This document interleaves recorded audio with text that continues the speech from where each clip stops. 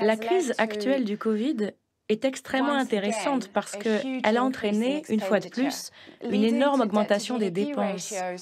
Et elle a conduit à des ratios dette sur PIB qui avoisinent les 120% dans les pays développés. Nous n'avons donc pas encore atteint les 150% de la Première Guerre mondiale, sans parler des 250% des guerres napoléoniennes ou de la Seconde Guerre mondiale.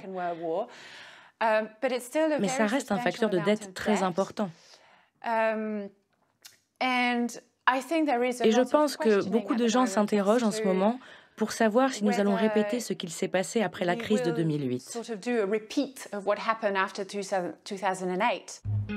S'il y a dette, il y a forcément impôt. Les choix politiques des États après la pandémie vont être déterminants, alors que 50 ans de néolibéralisme ont vidé l'impôt de sa capacité redistributive. On verra maintenant si, après la pandémie, on parvient à réduire davantage ces inégalités. Mais je n'en suis pas sûr, parce que la concentration s'est accrue et que le pouvoir économique est entre les mains de grandes entreprises qui ne souhaitent pas une réforme des impôts, ni le retour de l'État-providence. On est sans doute arrivé à une époque charnière, on peut le voir de manière pessimiste, en se disant depuis 30, 40 ans, ça a plutôt tendance à se dégrader. On peut se dire aussi que les deux crises récentes, la crise financière de 2008 et puis la crise sanitaire que nous connaissons depuis 2020, ont véritablement fait changer les choses et ont inversé un petit peu le cours des préférences des États et des opinions en matière fiscale.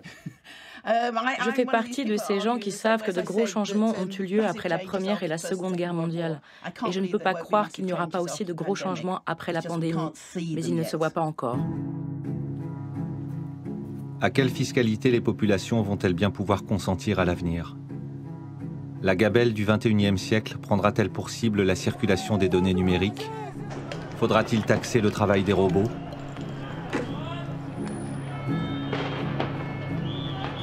Des questions qui rattraperont tôt ou tard les gilets jaunes d'aujourd'hui et de demain. Avec à la clé, deux simples interrogations, toujours les mêmes depuis le Moyen-Âge. Où va l'argent des impôts?